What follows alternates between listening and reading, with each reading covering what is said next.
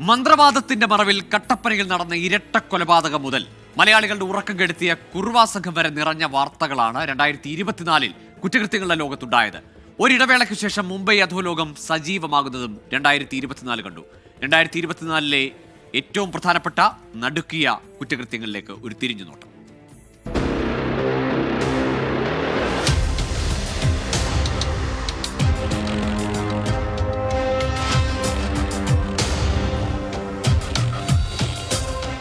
2024 കേരളം ഞെട്ടിയ വാർത്തകൾ പറഞ്ഞു തുടങ്ങുമ്പോൾ കട്ടപ്പന ഇരട്ട കൊലപാതകത്തിൽ നിന്ന് പറഞ്ഞു തുടങ്ങാം.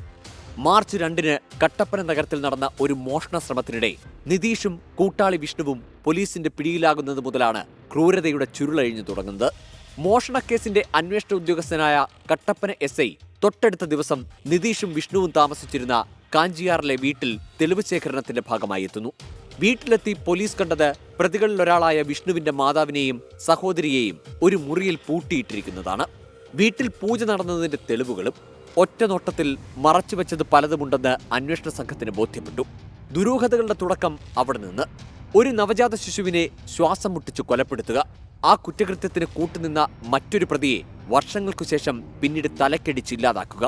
ഒരു സാധാരണ മോഷണ കേസ് പോലീസിനെ നയിച്ചത് അസാധാരണമായ മറ്റു കുറ്റകൃത്യങ്ങളിലേക്കാണ്.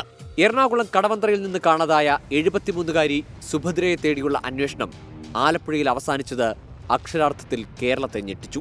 സുഭദ്രയുമായി ഏറെ അടുപ്പമുള്ള, സുഭദ്രയ്ക്ക് ഏറെ വിശ്വാസമുള്ള ദമ്പതികൾ ആസൂത്രിതമായി സ്വർണത്തിനായി ജീവനെടുത്തതിന്റെ ക്രൂരത പുറത്തു കൊണ്ടുവന്നത് അന്വേഷണ സംഘത്തിന്റെ മിടുക്കായിരുന്നു. കേരളം കണ്ട ഏറ്റവും വലിയ ആസൂത്രിത ATM കവർച്ച അടയാളപ്പെടുത്തുന്ന വർഷം കൂടിയാണ് 2024. തൃശൂരിൽ രാവ് പുലരും മുമ്പ് 1.5 മണിക്കൂർ കൊണ്ട് 20 കിലോമീറ്റർ പരിധിയിലുള്ള 3 ATMകൾ അതിസമർത്ഥമായി കുത്തിത്തുറന്ന് 60 ലക്ഷം രൂപയുമായാണ് ഉത്തരേന്ത്യൻ കൊള്ളക്കാർ കടന്നുകളഞ്ഞത്.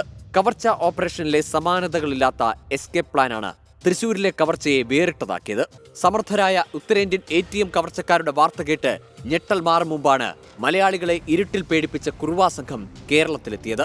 ആലപ്പുഴയിലെ മണ്ണഞ്ചേരിയിലും പുന്നപ്പുറയിലും ആളെക്കൊന്നും ഉള്ളതെല്ലാം കക്കുന്ന കുറുവയുടെ സാന്നിധ്യം സ്ഥിരീകരിച്ചു. ഉണർന്ന് പ്രവർത്തിച്ച പോലീസ് അതിസാഹസികമായി കുണ്ടന്നൂർ പാലത്തിനടിയിൽ വെച്ച് സംഘത്തിലെ ഒരാളെ പൊക്കി. ബാക്കി 13 പേർ കേരളത്തിലുണ്ടെന്ന് നിർണായക മൊഴി പോലീസിന് ലഭിച്ചെങ്കിലും എല്ലാവരും കേരളം വിട്ടു എന്ന് തന്നെയാണ് നിഗമനം. സമീപകാലത്ത് ഒരു വീട്ടിൽ നിന്ന് ഏറ്റവും വലിയ തുക മോഷണം നടന്നതും 2024 സുഹൃത്തിന്റെ കുടുംബത്തിലെ കല്യാണത്തിന് കുടുംബസമേതം പോയ അരി വ്യാപാരി അഷ്റഫിന്റെ വീട്ടിൽ നിന്ന് 1 കോടി രൂപയും 300 പവൻ സ്വർണവും നഷ്ടമായി. ടവർ ഡംപിംഗ് പരിശോധന അടക്കം നടത്തി കള്ളനെ അന്വേഷിച്ച പോലീസിന് അധിക ദൂരം പോകേണ്ടി വന്നില്ല. അഷ്റഫിന്റെ അയൽവാസിയും വെൽഡിംഗ് ജോലിക്കാരനുമായ ലിജേഷ് ആയിരുന്നു ആ കള്ളൻ. തിഹാർ ജയിലിലിരുന്നും തന്റെ കൊലയും നിർബാധം തുടരുന്ന ലോറൻസ് ബിഷ്ണോയായിരുന്നു 2024 അധോലോകത്തെ പ്രധാനി. സൽമാൻ ഖാന്റെ വീടിന് നേരെയുണ്ടായ വെടിവെപ്പിന് പിന്നാലെ മഹാരാഷ്ട്രയിലെ രാഷ്ട്രീയ പ്രമുഖൻ ബാബ സിദ്ദിഖ് കൊലപാതകത്തിലൂടെയും ബിഷ്ണോയ് സംഘം വാർത്തകളിൽ നിറഞ്ഞു.